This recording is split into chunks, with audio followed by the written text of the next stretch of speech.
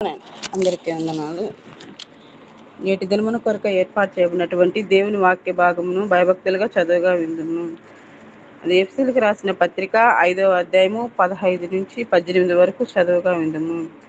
దినములు చెడ్డవి గనుక మీరు సమయమును పోనీయక సద్వినియోగం చేసుకొనుచు అజ్ఞానుల వలె కాక జ్ఞానుల వలె నడుచుకొనున్నట్లు జాగ్రత్తగా చూచుకొనుడి.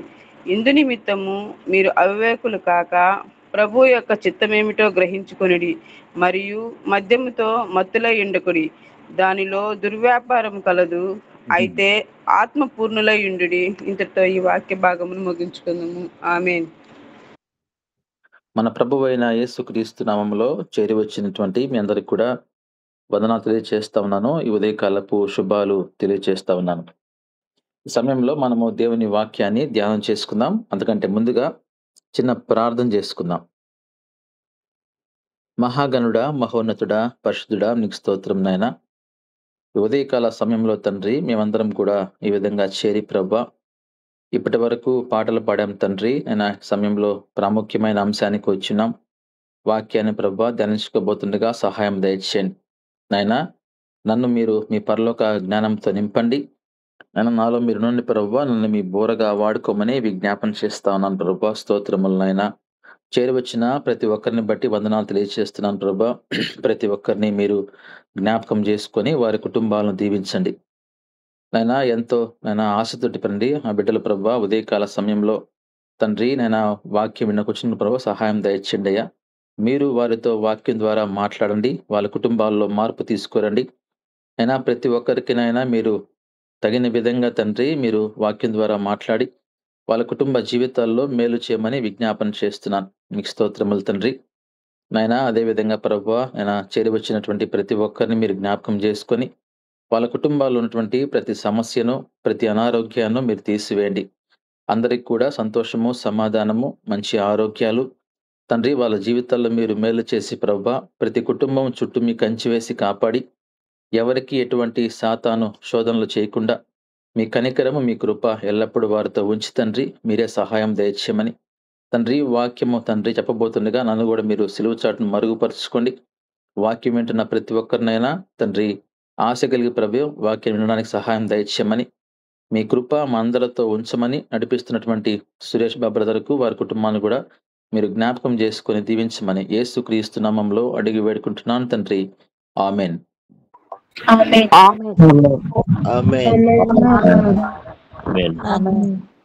దేవునికి స్తోత్రం. ప్రభునందు ప్రియమైన దేవుని బిడ్డలారా, ఈ ఉదయకాల సమయంలో మనము ఆత్మ పూర్ణులయునుడి అనేటువంటి అంశము గురించి మనం ధ్యానం చేసుకుందాం. మొట్టమొదటిగా మనము క్రైస్తవులుగా జీవిస్తున్నాము అంటే దాని యొక్క అర్థం కూడా మనకు తెలిసే ఉండాలి అని నేను మీకు తెలియజేస్తా ఉన్నాను. క్రైస్తవుడు అనగా క్రీస్తును కలిగిన వాడు, అదేవిధంగా క్రీస్తుతో నింపబడిన వాడు అనే విషయాన్ని మనం జ్ఞాపకం చేసుకోవాలి. మనలో క్రీస్తు వారు నివసించాలి, మన దేవుడు మనలో నివసించాలి అనే విషయాన్ని నేను మీకు తెలియజేస్తా ఉన్నాను. యేసుక్రీస్తు వారు మనలో నివసించకుండా మన జీవితాన్ని కొనసాగిస్తున్నాము అంటే మనం క్రైస్తవులము కాదు అనేది కూడా మనం తెలుసుకోవాలి. క్రైస్తవుడు అనేటువంటి పేరులోనే క్రీస్తును కలిగిన వాడు అనేది కూడా మనం తెలుసుకుంటున్నాం. అదే సమయంలో క్రీస్తుతో మనం నింపబడ్డము అనగా వాక్యముతో మనము నింపబడాలి. ఆ దేవుని యొక్క ఆత్మతో నింపబడాలి అనేది కూడా మనకు తెలుసు. మరొకసారి కూడా మనము వాక్యం ద్వారా ఆ విషయాన్ని కూడా గమనిద్దాం. ఎప్పుడైతే మనము వాక్యముతో నింపబడతామో, దేవుని యొక్క ఆత్మతో నింపబడతామో, మనము క్రీస్తును పోలి నడుచుకోగలం. క్రీస్తుని పోలి నడుచుకోవాలంటే మనలో ఎప్పుడు కూడా వాక్యము నిలిచి ఉండాలి అనేది కూడా నేను మీకు తెలియజేస్తా ఉన్నాను. మన తల్లిదండ్రుల యొక్క రక్తము ఏ విధంగా అయితే మనలో ప్రవహిస్తున్నప్పుడు మనం ఏ విధంగా అయితే వారిని పోలికలు మనం కలిగి ఉంటామో, వారిని పోలి మనం నడుచుకుంటామో, అదేవిధంగా ఆత్మానుసారంగా అనగా దేవుని యొక్క ఆత్మ మనలో నివసిస్తున్నప్పుడు మనం గూడా దేవుని పోలి నడుచుకోవడానికి అవకాశం ఉంటుంది. కనుక మనందరికి కూడా ఈ లోక సంబంధంగా ఒక్కొక్కరికి ఒక్కొక్క కుటుంబము, తల్లిదండ్రులు ఉంటే మనందరికి కలిపి ఒకరే తండ్రి, ఆయనే పరలోకమందున్న తండ్రి. కనుక మనందరం గూడా ఈ లోక సంబంధంగా మన తల్లిదండ్రులు, మన పోలికలు లేకపోతే వాళ్ళ అలవాట్లు మనకొచ్చినప్పటికీ, మనందరికీ పరలోకమందున్న తండ్రి, మన దేవుడు యేసుక్రీస్తు ప్రభువు వారి యొక్క లక్షణాలు లేకపోతే ఆయన యొక్క అలవాట్లు మనకు రావాలన్నా, మనము ఆయన పోలి నడుచుకోవాలన్నా, ఈ లోకంలో ఆయన జీవించినటువంటి జీవితాన్ని మనం గమనించి, గ్రహించి, అదే మార్గంలో మనం గూడా నడవాలంటే, మనం గూడా ఆ పోలికలు మనకు రావాలి. ఆ అలవాట్లు మనకు రావాలి. అవి రావాలంటే మనలో దేవుడు నివసించాలి అనేది మనం తెలుసుకోవాలి. అందుకే ఆత్మ పూర్ణులై ఉండుడి అనగా, ఆత్మను గలిగి, పరిశుద్ధాత్మ దేవుడి యొక్క లక్షణాలు ఆ వాక్యానికి సాదృశ్యంగా ఉంది గనుక, ఆ వాక్యం మనలో ఉన్నప్పుడు, మనం గూడా ఆత్మపూర్ణులమై ఉంటాము. మన ప్రవర్తన గూడా ఆత్మానుసారంగా ఉంటుంది. మనం జీవించే జీవితం గూడా ఇతరులకు మాదిరికరంగా ఉంటుందనే విషయాన్ని నేను మీకు జ్ఞాపకం చేస్తా ఉన్నాను.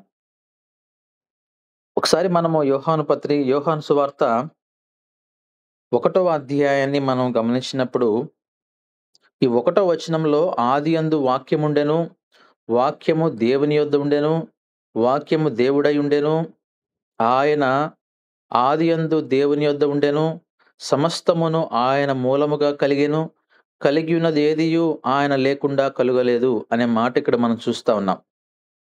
మనం అదే విధంగా 14వ వచనం చూసినప్పుడు, ఆ వాక్యము శరీరధారి అయి కృపా సత్య సంపూర్ణుడుగా మన మధ్య నివసించెను, తండ్రి వలన కలిగిన అద్వితీయ కుమారుని మహిమ వలె మనము ఆయన మహిమను కనుగొంటిమి అనే మాటను చూస్తా ఉన్నాం. దేవుని యొక్క వాక్యము అనగా క్రీస్తు అనే విషయాన్ని ఇక్కడ మనం గమనిస్తున్నాం. ఆ యొక్క వాక్యము అనగా క్రీస్తు, ఆ క్రీస్తే శరీరధారి అయి ఈ లోకానికి వచ్చినట్లుగా మనం చూస్తా ఉన్నాం. కనుక వాక్యమే క్రీస్తు, క్రీస్తే వాక్యము గనక, ఆ వాక్యం మనలో ఉన్నప్పుడు మనము ఆత్మపూర్ణులమై ఉంటాము అనేది విషయాన్ని మనం గ్రహించాలి. అదేవిధంగా 2వ కొరింథీ పత్రిక 3వ అధ్యాయంలో మనం గమనించినప్పుడు 17వ వచనం చూస్తే, ప్రభువే ఆత్మ అనే మాట అక్కడ చూస్తున్నాం. ప్రభువే ఆత్మ, ప్రభువు యొక్క ఆత్మ ఎక్కడ ఉండునో అక్కడ స్వతంత్రము ఉండును అనే మాట అక్కడ చూస్తున్నాం. ప్రభువే ఆత్మ, ఆత్మనగా ప్రభువు, పరిశుద్ధాత్మ దేవుడే ప్రభువు అనే విషయాన్ని కూడా ఇక్కడ మనం గమనిస్తున్నాం. బ్రదర్ వినపడడం లేదు ఇప్పుడు? బ్రదర్ వినపడుతుందా?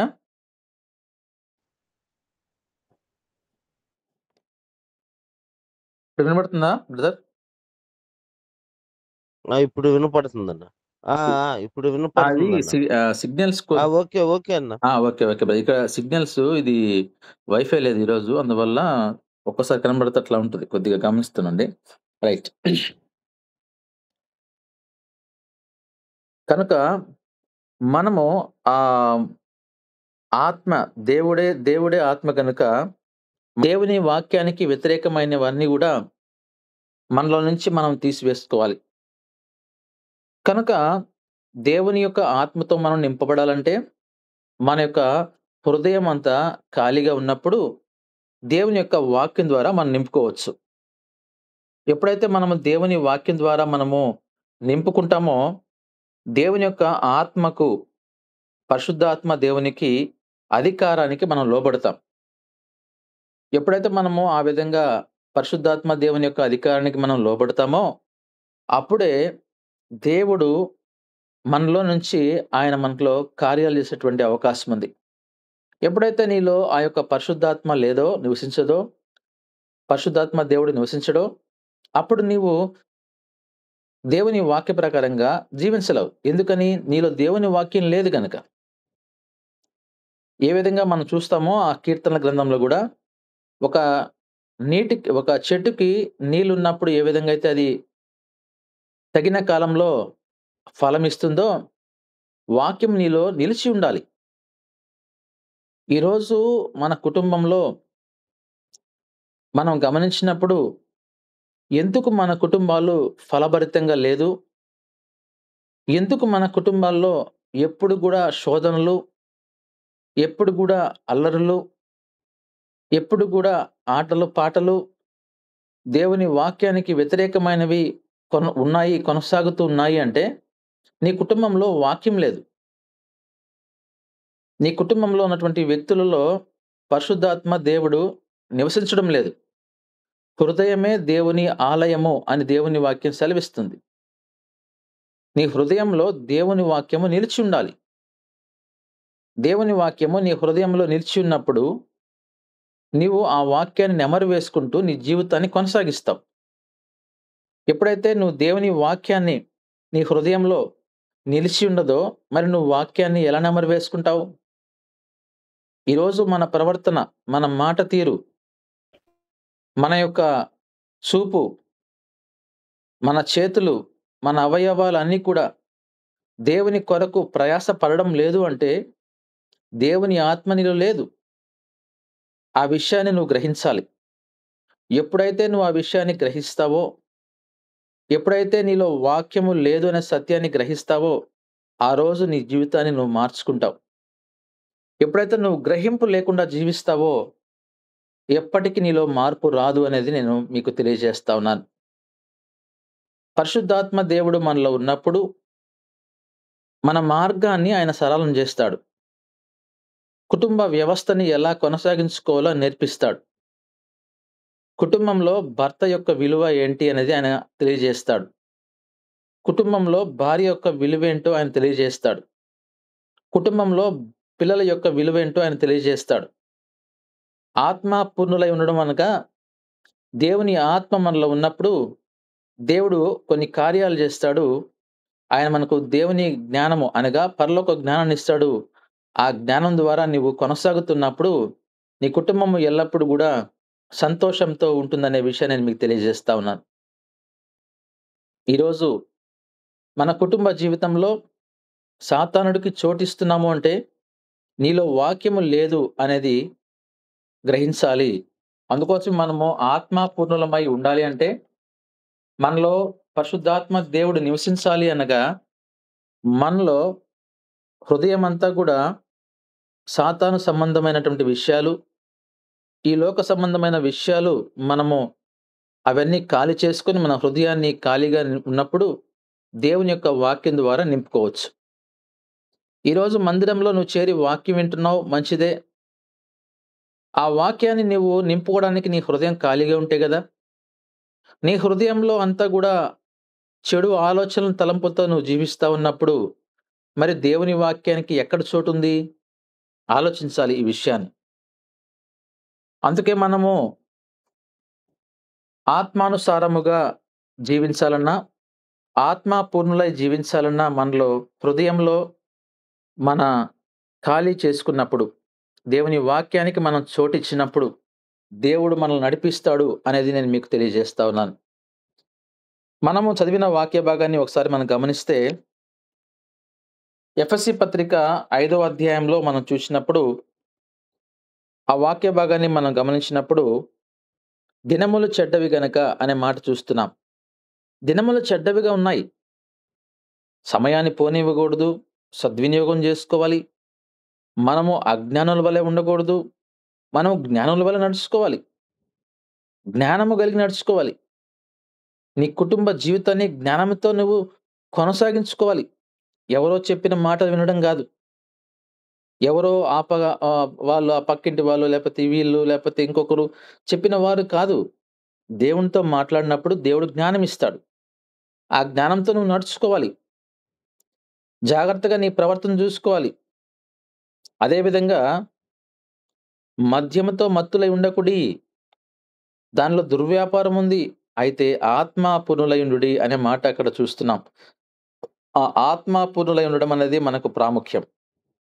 దినములు చెడ్డవని గ్రహించాలన్నా, సమయము పోనివ్వక సద్వినియోగం జేసుకోవాలన్నా, మనము అజ్ఞానుల వలె నడుచుకోకుండా జ్ఞానుల వలె నడుచుకోవాలన్నా నీవు ఆత్మపూర్ణులై ఉండాల్సిందే. నీవు ఆత్మపూర్ణులుగా ఉండకపోతే, నీలో పరిశుద్ధాత్మ దేవుడు నివసించకపోతే, నీవు దేవునికి, వాక్యానికి అనుకూలంగా నీవు జీవించలేవు. ప్రభునందు ప్రియమైన దేవుని బిడ్డలారా, ఈరోజు మనందరం గూడా ఆలోచించుకోవాల్సినటువంటి సమయం. కాలం గడిచిపోతా ఉంది. రకరకాల మరణాలు మన కళ్ళ ముందు మనం చూస్తున్నాం. ఈ మధ్య కాలంలో ఒక బస్సు నిద్రిస్తా ఉన్నారు 2 గంటల సమయంలో బస్సు అంతా తగలబడిపోయింది.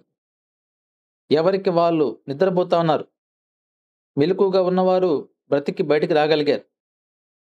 మన పరిస్థితి కూడా రేపదే. రెండో రాకడ ఎప్పుడు రాబోతుందో మనకు తెలీదు. ఆ రోజున మనం ఎత్తబడతామా లేదా? ఇవన్నీ కూడా మనం ఆలోచించుకున్నప్పుడు మనము ఆత్మపూర్ణులుగా ఉన్నామా అనేది మనం గ్రహించాలి. నిన్నటి దినాన తెలంగాణలో మరొక బస్సు వెళ్తున్న సమయంలో ఒక టిప్పర్ వచ్చేసి కంకర్ టిప్పర్ వచ్చి ఆ బస్సుని డైరెక్ట్‌గా కొట్టేసింది. డ్రైవర్‌తో సహా 30 మంది చనిపోయారు. ఆ కంకర్ కింద అందరూ ఇరుక్కోపోయారు. కొంతమంది తలలు బయటకొచ్చున్నాయి. కంకరతో బాడీ అంతా ఇరుక్కుపోయింది. చిన్న పిల్లలు వ్యాన్‌లో పోతా ఉన్నారు. ఒక ఐరన్ రాడ్స్ ఉన్నటువంటి ఒక వ్యాన్ వచ్చి వెనక నుంచి ఆ బస్సుని కొట్టేసింది. 60 మంది పిల్లలు ఆ బస్సులో ఉన్నారు. ఇవన్నీ గమనించినప్పుడు నీలో భయం కలగడం లేదా? ఇవన్నీ గమనించినప్పుడు నీలో భయముందా? నువ్వు మారు మనసు పొందుతున్నావా?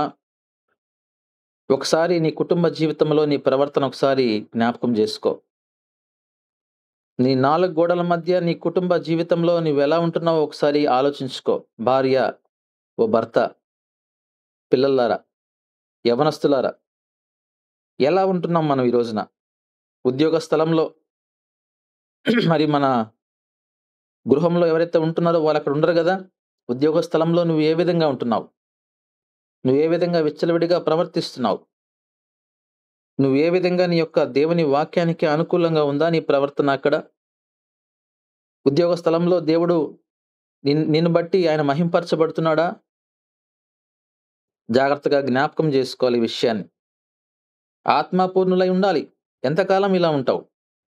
ఎంతకాలం నువ్వు భర్తను హింసిస్తావు? ఎంతకాలం నీ భార్యను నువ్వు ప్రేమించకుండా బ్రతుకుతావు? ఎంతకాలం నీ బిడ్డల్ని సక్రమంగా వాక్య ప్రకారంగా పెంచకుండా దేవుని వాక్యంలో పెంచకుండా ఉంటావు? చాలా ప్రాముఖ్యమైనటువంటి కుటుంబ వ్యవస్థ. దేవుడు నీకు సమస్తం ఇచ్చాడు. దేవుడు నీకు ఉద్యోగాన్నిచ్చాడు. ఆ ఉద్యోగం ద్వారా నువ్వు పోషించుకోవాలని దేవుడు నీకు సెలవిచ్చినప్పుడు, నువ్వు దేవునికి వ్యతిరేకంగా ఆ ఉద్యోగ స్థలంలో జీవిస్తున్నప్పుడు దేవునికి అవమానం రాదా? ఆత్మపూర్ణుడిగా ఉంటున్నావా మరి? సమయం పోనివ్వద్దని దేవుని వాక్యం సెలవిస్తా ఉంది. ఒకసారి గలతీ పత్రిక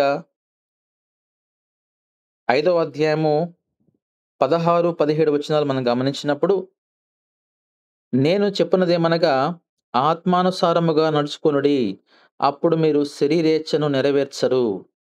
ఇక్కడ మనం చూస్తా ఉన్నాం. ఆత్మానుసారముగా నడుచుకోవాలి. శరీరేచ్ఛలు, శరీరకు సంబంధించినటువంటి కోరికలు. నేను చక్కగా మంచిగా రెడీ అవ్వాలి. లేకపోతే నేను మంచిగా అందరికంటే అందంగా కనిపించాలి. లేకపోతే సమాజంలో నేను గౌరవంగా బ్రతకాలి.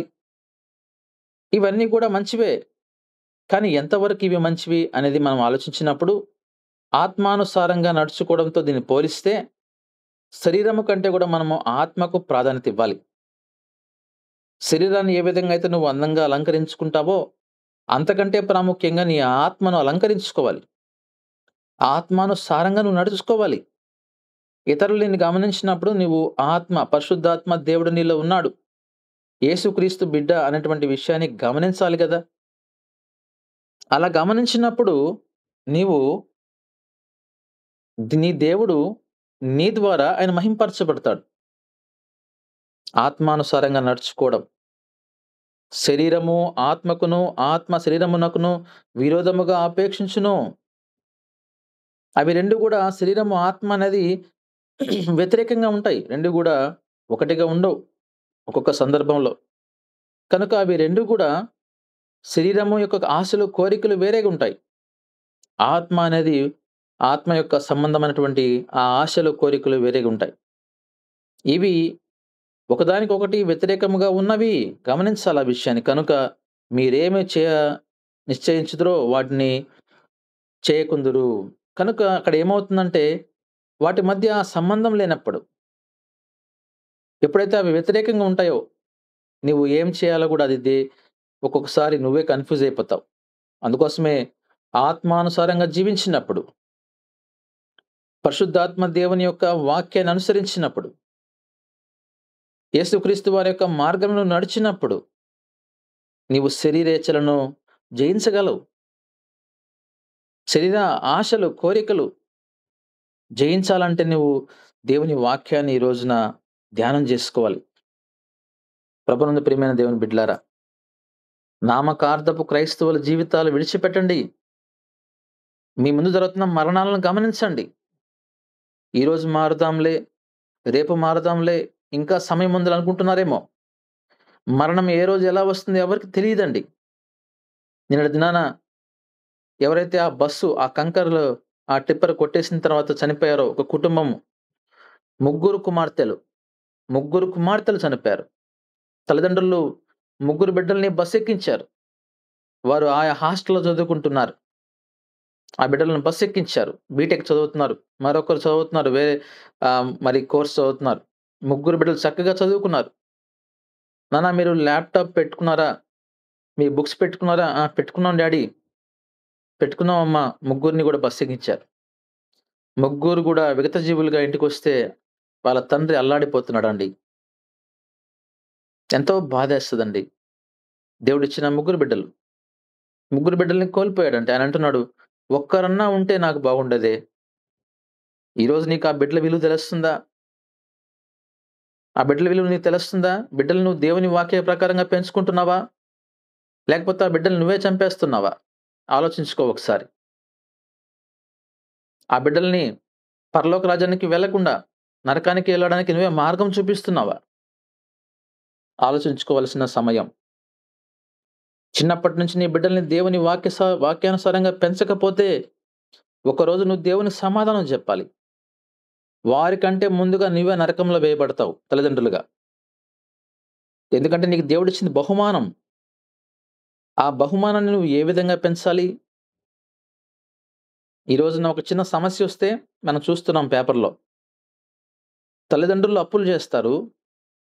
ఆ అప్పులు తీరకపోగా బిడ్డల్ని కూడా వాళ్ళు చంపేస్తున్నారంటే అధికారం ఎక్కడిచ్చారు నీకు? అధికారం నీకెవరిచ్చారు? దేవుడిచ్చినటువంటి ఆ యొక్క జీవితాన్ని మధ్యలోనే నువ్వు ముగించాలని చూస్తున్నట్లయితే అధికారం నీకు దేవుడిచ్చాడా? ఈ మాటలు మనం గమనించినప్పుడు మనల్ని ప్రశ్నేసుకోవాలి. ఈరోజు ఈ మాటలు నీకు తగులుతున్నాయంటే, లేకపోతే ఈ మాటల వల్ల నువ్వు నొచ్చుకుంటున్నావంటే నీలో లోపముందనే విషయాన్ని గ్రహించాలి. ఆ గ్రహింపు జీవితం నీలో లేనప్పుడు నువ్వు మారవు. నీకు ఆలోచన, జ్ఞానం లేనప్పుడు నువ్వు మారవు. దేవుని వాక్యము ఎన్నిసార్లు విననప్పటికీ నీలో మార్పు రాలేదంటే నీలో వాక్యము లేదు. ఆత్మ పూర్ణుడివై నువ్వు ఉండలేకపోతున్నావు. ప్రభునందు ప్రియమైన దేవుని బిడ్డలారా, రోమాపత్రిక 8వ అధ్యాయము ఆ వాక్య భాగాన్ని మనం గమనిద్దాము. 5వ వచనం మనం చూసినప్పుడు, శరీరానుసారులు శరీర విషయముల మీద మనసుంచుతారు. ఎవరైతే శరీరాన్ని అనుసరించి నడుచుకుంటారో వాళ్ళ కోరిక ఎప్పుడు శరీరం మీదే ఉంటది. వారు శరీరాన్ని పోషించుకుంటూ ఉంటారు. శరీరాన్ని వాళ్ళు అలంకరించుకుంటా ఉంటారు. శరీరాన్ని వాళ్ళు పోషించుకుంటూ ఉంటారు. శరీరం ఏం చెప్తే అదే. ఆత్మానుసారులు ఆత్మ విషయముల మీద మనసుంచుతారు. ఆత్మానుసారులు పరిశుద్ధాత్మ దేవుడు వాక్య ప్రకారంగా జీవించే వారి యొక్క మనసు ఎప్పుడు కూడా ఆత్మ విషయమై ఉంటది. దేవుని వాక్యం మీద ఉంటది మన యొక్క ఆలోచన. దేవుని యొక్క వాక్యం గురించి మనం ఇతరులకి సువార్త చెప్పాలనేటువంటి ఆశతో ఉంటారు. కానీ అక్కడ ఆ మాట గమనించారా? శరీరానుసారమైన మనసు మరణము. ఈ వాక్యాన్ని అందరూ అండర్‌లైన్ జేసుకోవాలి. ఈరోజు నువ్వు శరీరానుసారమైన మనస్సుతో జీవిస్తున్నావేమో, ఒక్కరోజు నీవు నరకానికి వేయబడతావు. నీ మరణం ఎప్పుడో నీకు తెలీదు. ఆ విషయం జ్ఞాపకం బెట్టుకో. ఈరోజు నీ ఇంట్లో నుంచి బయలుదేరాడు నీ భర్త, నీ భార్య, నీ పిల్లలు. తిరిగి వస్తారని గ్యారంటీ ఉందా? ఆలోచించుకోండి, గ్యారంటీ ఉందా?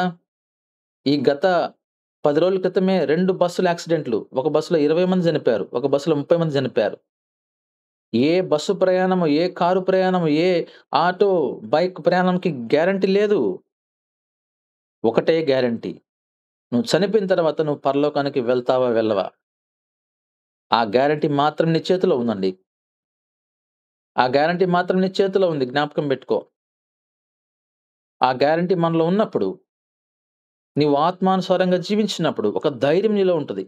ఏ రోజు నేను చనిపోయినా నేను పరలోకానికి వెళ్తాను అనేటువంటి ఆత్మానుసారమైనటువంటి మనస్సు మనలో ఉన్నప్పుడు, ఆత్మ విషయముల మీద మనం మనసు పెడతాం. ఆత్మానుసారమైన మనసు జీవమునకు సమాధానమునై ఉన్నది. ఏలయనగా శరీరానుసారమైన మనసు దేవునికి విరోధమైనది. శరీర ప్రకారంగా నువ్వు జీవిస్తా ఉంటే అది దేవునికి విరోధము. ఎప్పుడు గ్రహిస్తావు? వాక్యం సెలవిస్తున్న మాటలు ఇవన్నీ గూడా అది దేవుని వాక్యానికి విరోధమైంది. అది దేవుని ధర్మశాస్త్రమునకు అది లోబడదు. ఏ మాత్రము గూడా లోబడదని ఉందక్కడ. గమనించండి ఆ మాట 7వ వచనంలో. ఏ మాత్రం గూడా లోబడదండి. ఏ మాత్రం గూడా లోబడదని వాక్యం. ఏ మాత్రం మీన్స్ అసలది ఎప్పుడు గూడా వాక్యానికి ఒబే కాదు. వాళ్ళ మనస్సు కఠినమైన మనసుంటుందండి. గమనించండి. కాగా శరీర స్వభావం గలవారు దేవుని సంతోషపరచలేరు. నువ్వు శరీర స్వభావంతో ఉంటున్నావు. నీ వల్ల దేవుడు సంతోషిస్తాడా? నువ్వు అనుకోవాల్సిందే నీ మనసులో. ఎప్పుడు గూడా ఆయన నీ వలన సంతోషించడు. ఆత్మానుసారంగా జీవించేటువంటి వ్యక్తి ఒకవేళ చూడడానికి వికారంగా ఉన్నప్పటికీ, ఒకవేళ లోకమంతా అతన్ని వ్యతిరేకించినప్పటికీ, ఆమెను వ్యతిరేకించినప్పటికీ, దేవుడు ఆమె వలన, అతని వలన సంతోషిస్తాడు. కారణం ఏందంటే, అతని యొక్క అపియరెన్స్ కాదు. అంటే చూడడానికి ఉంటది గదా! అపియరెన్స్ కాదు దేవునికి కావాల్సింది. అంతరంగము. నీ హృదయము దేవుని ఆలయము. అందుకోసమే శరీర స్వభావము గలవారు దేవుని సంతోషపరచలేరు. దేవుని ఆత్మ మీలో నివసించి ఉన్న యెడల మీరు ఆత్మ స్వభావం గలవారే కానీ శరీర స్వభావం గలవారు కాదు. నీలో స్వభావం మార్చబడాలంటే నీలో ఆత్మ నివసించాలండి. ఈరోజు మనలో స్వభావం చాలా మందిది మార్చబడదు. ఎన్ని సార్లు వాక్యం విన్నప్పటికీ. అమ్మా! నీ కుటుంబాన్ని చక్కబెట్టుకో. అక్కడ వింటారు. ప్రార్థనలు చాలా పెద్ద ప్రార్థనలు చేస్తారు. చాలా చక్కగా సమయం దొరికినప్పుడల్లా పాటలు పాడుతా ఉంటారు. సువార్తలకొస్తారు. కొంతమంది పురుషులు గూడా వాక్యాన్ని ఏదో శ్రద్ధగా వింటున్నట్టుగా బైబిల్ తీసుకొని పోయి వాక్యాన్ని వింటున్నట్టుగా నటిస్తారు.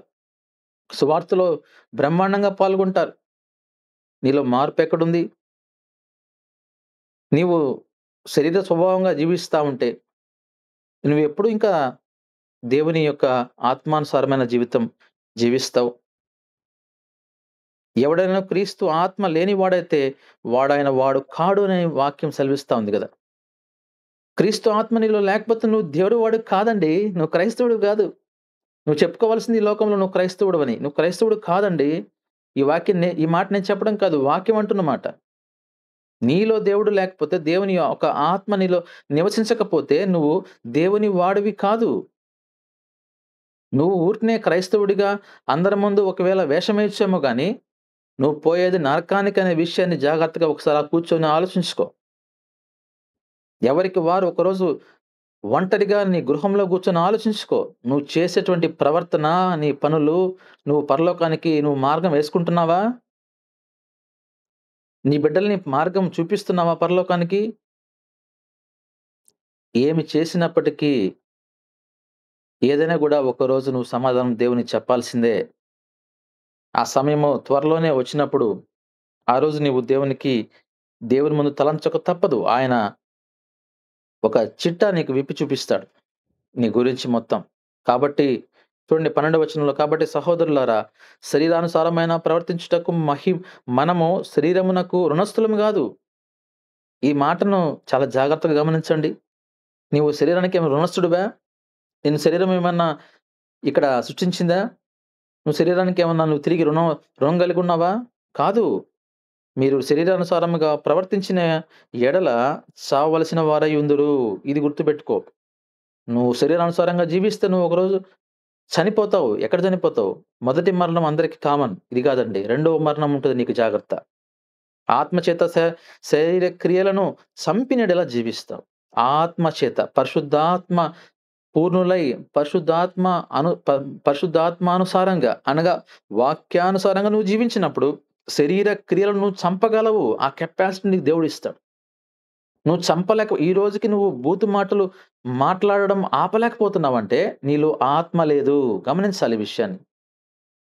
నువ్వు ఈ రోజుకి నువ్వు అల్లరి చిల్లరగా అల్లరి పాటలు ఆటల పాటలతో ఉంటున్నావంటే నీలో ఆత్మ చేత నీలో పరిశుద్ధాత్మ దేవుడు నివసించడం లేదనే విషయము సత్యము. నువ్వు క్రైస్తవుడివే, నువ్వు దేవుని బిడ్డవు కాదు. నువ్వు చర్చికెళ్తున్నావు, నువ్వు క్రైస్తవుడివి, దేవుని బిడ్డవు కాదు. దేవుని వాక్యం అంటున్న మాట. నేను చదివిన వాక్యాన్ని మీరు చదవండి మరొకసారి కూర్చొని చాలా శ్రద్ధగా.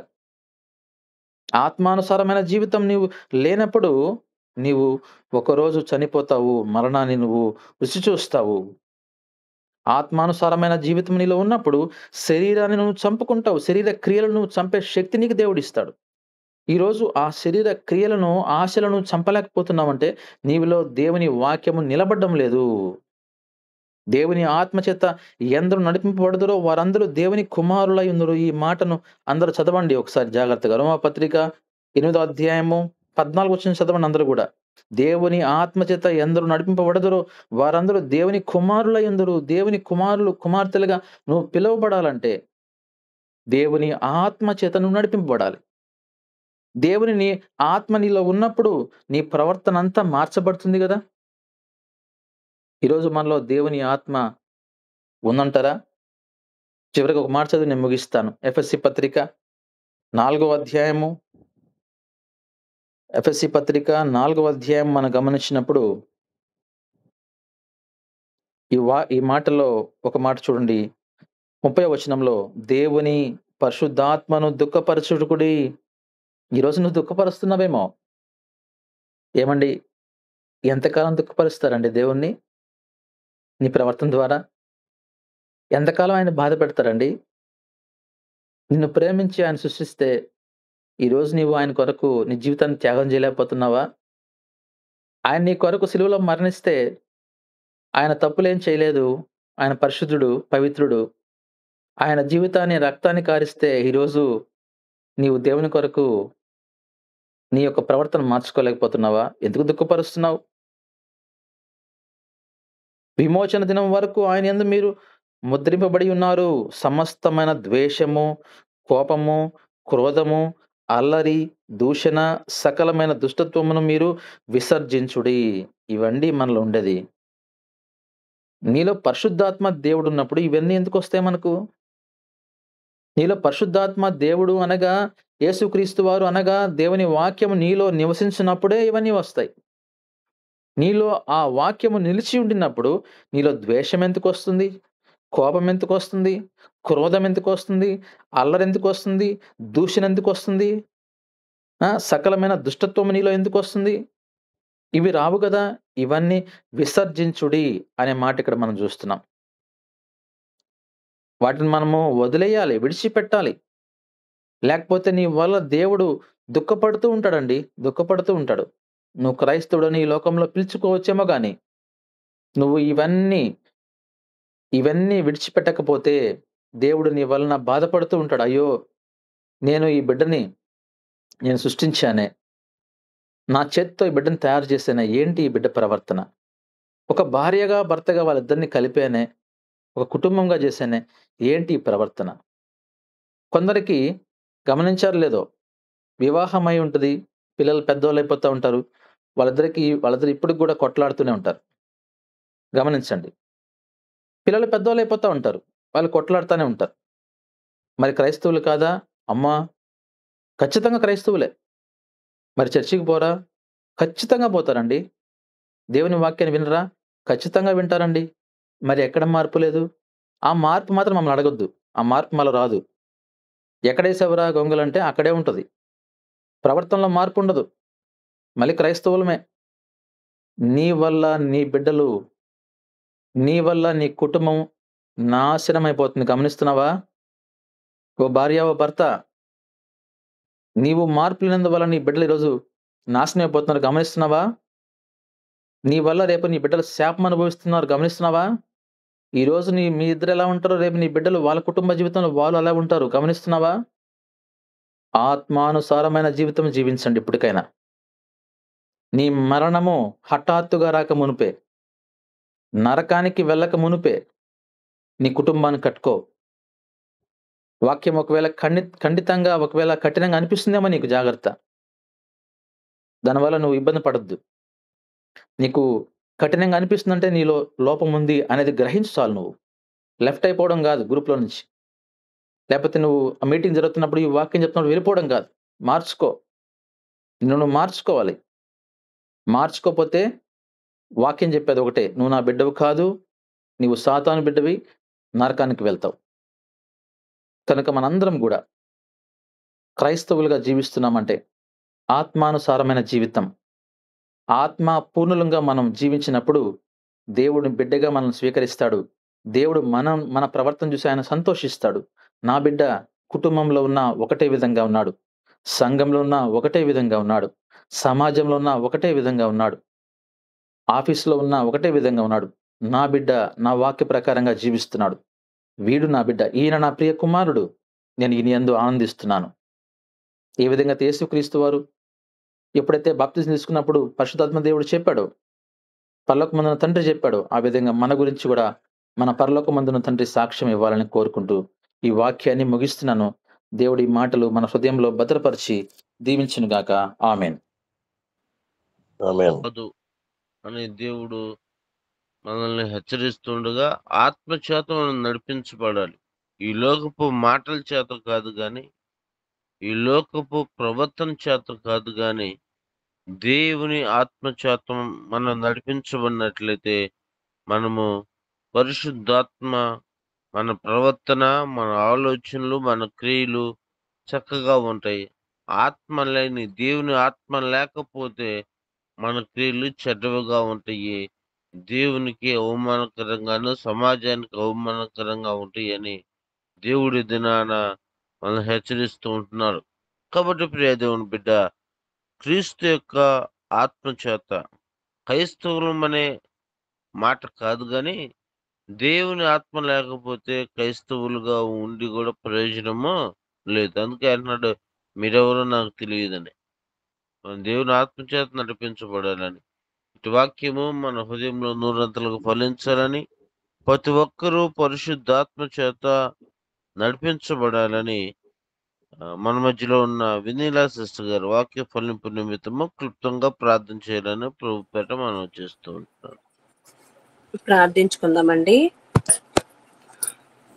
పరలోకమందున స్తుతులు మా స్తుతుల పైన ఆసీనుడైనటువంటి నాయన మా గొప్ప తండ్రి, నీకు వందనాలు చెల్లించుకుంటున్నాం నాయన. ఇదిగో తండ్రి, గడిచిన దినమంతయు నా తండ్రి నీ యొక్క రెక్కల చాటున మమ్మల్ని భద్రపరిచి కాచి కాపాడే నాయన, సజీవులుగా ఉంచి నా తండ్రి ఈ సమయం అంది రీతిగా నాయన నేను ధ్యానించుకున్నట్టుకు నా తండ్రి, నీతో గడుపుటకు నాయన మాకు ఇచ్చిన ఈ ధన్యతను బట్టి నా తండ్రి నీకు వందనాలు చెల్లించుకుంటున్నాం నాయన. ఈ దినం మనం చూడలేక ఎంతమంది అయితే గతించిపోయి ఉంటారు నా తండ్రి, వాళ్ళకంటే మేము గొప్పవారం కాదు కానీ నా తండ్రి, మమ్మల్ని మేము సరి చేసుకున్నట్టుకు నా తండ్రి, మీ వాక్యాన్ని మేము వినుటకు నా తండ్రి, నేను ధ్యానించుకున్నట్టుకు నాయన మాకు ఇచ్చిన ఈ అవకాశాన్ని బట్టి కూడా నీకు వందనాలు చెల్లించుకుంటున్నాం నా తండ్రి. అయా నీకు వందనాలు. పాటల ద్వారా నా తండ్రి నేను మహిమపరిచాం నా తండ్రి.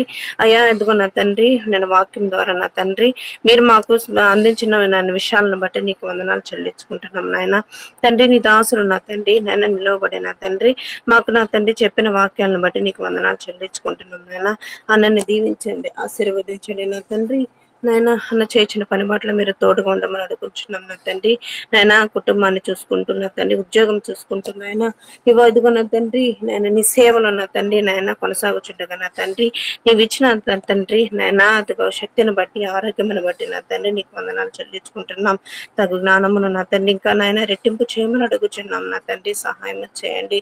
తన కుటుంబాన్ని నా తండ్రి జ్ఞాపకం చేసుకోండి, అక్కని బిడ్డల్ని జ్ఞాపకం చేసుకోండి, అమ్మని జ్ఞాపకం చేసుకోండి అడుగుచున్నాం నా తండ్రి. అయ్యా కుటుంబాన్ని దీవించండి, ఆశీర్వదించమని అడుగుచున్నాం నా తండ్రి. సహాయం చేయండి తండ్రి. మాకు ఇచ్చిన తండ్రి బోధించిన వాక్యమును బట్టి నీకు వందనాలు చెల్లించుకుంటున్నాం నాయన. ఇదిగో నా తండ్రి దినముల చెడ్డవి కనుక నా తండ్రి సమయమును వృధా పోనీయక నా తండ్రి. అయ్యా అజ్ఞానుల వల్ల కాక నా తండ్రి జ్ఞానవంతులుగా మేము ఏ విధంగా నడుచుకోవాలో మాకు నేర్పించిన విధానం బట్టి కూడా నీకు వందనాలు చెల్లించుకుంటున్నాం. ఈ వాక్యానుసారంగా మేము జీవించుటకు సహాయం దయచేయండి. వాక్యమును మాలో ఉంచుకున్నటకు సహాయం చేయండి. నీ వాక్యం నా తండ్రి మమ్మల్ని బ్రతికిస్తుంది, మా బాధల్లో మాకు నెమ్మదినిస్తుంది నా తండ్రి. నాయన ఇది కుటుంబాలను కట్టుకున్నటకు నా తండ్రి నాయన నీ వాక్యం మాకు ఉపయోగపడుతుంది నా తండ్రి. నాయన సహాయం చేసినందుకు నీకు వందనాలు.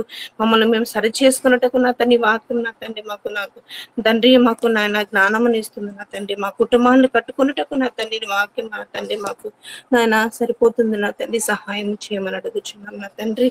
ఇదిగో నా తండ్రి నాయన ఇదిగో నా తండ్రి వాక్యం ద్వారా నాయన మేము ఆత్మపూర్ణులుగా మేము ఉండుటకు సహాయం దయచేయమని అడుగుచున్నాం నా తండ్రి. నాయన ఇదిగో నా తండ్రి నాయన క్రీస్తు ఆత్మ లేనివాడు నా వాడు కాదు అని చెప్పావు నా తండ్రి. సహాయం చేయండి. ఆత్మపూర్ణులు మేము ఏ విధంగా ఉండాలో నాయన మేము నేర్చుకునే జ్ఞానమును మాకు దయచేయమని అడుగుచున్నాం నా తండ్రి.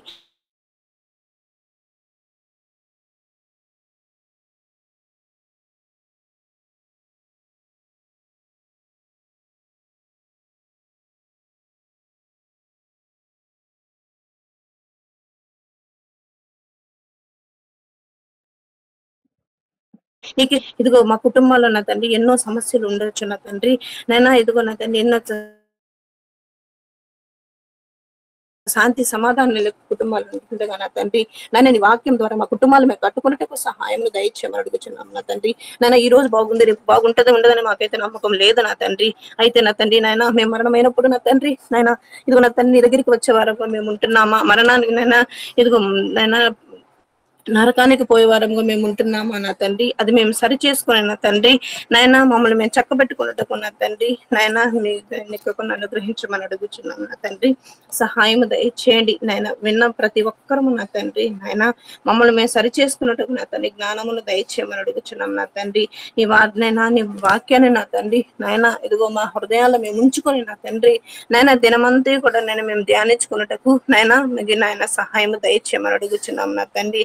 జ్ఞానమును దయచేయమని అడుగుచున్నాం నా తండ్రి. ముందు చూపు కలిగి ఉండేటకు సహాయమును దయచేయండి. మేము చేయించిన పని బాటలన్నిటిలో కూడా నా తండ్రి నాయన ఏది మంచి ఏది చెడు తెలుసుకునేటువంటి జ్ఞానమును మాకు దయచేయమని అడుగుచున్నాం నా తండ్రి. ఈ దినమంతా నా తండ్రి నాయన ఎక్కడ చాటున భద్రపరచమని అడుగుచున్నాం నాయన. ఇదిగో ఎవరెవరు ఏ కార్యాలతో తలబెట్టపోచున్నారు నా తండ్రి నాయన ఇదిగో మంచివైనను నా తండ్రి నీ ఫలభర్తి చేయమని అడుగుచున్నాం. అది చెడ్డవైనను నా తండ్రి అది నువ్వు తప్పు అని తెలుసుకుని నా తండ్రి మమ్మల్ని మేము సరి చేసుకునేటువంటి జ్ఞానమును మాకు అందరికీ దయచేయమని అడుగుచున్నా తండ్రి. ఈ దిన దీవెనలతో మమ్మల్ని అందరినీ నింపమని అడుగుచున్నా తండ్రి. పాల్గొన్నటువంటి ప్రతి బిడ్డని జ్ఞాపకం చేస్తాను, ప్రతి కుటుంబాన్ని జ్ఞాపకం చేసుకోమని అడుగుచున్నా తండ్రి. నీ వాక్యాన్ని నా తండ్రి నేను మాలో ఉంచుకుని నా తండ్రి మేము ఫలభర్తులుగా మేము ఉండుటకు సహాయం దయచేయమని వేడుకుంటూ నాయన నేను చేసిన ఈ ప్రార్థనలో నాయన ఏమైనా తప్పులుంటే దయతో మన్నించమని మీ ప్రియకుమారుడైన యేసయ్య పరిశుద్ధ నామం పేరిట అడిగి వేడుకుంటున్నాం మా తండ్రి. ఆమేన్.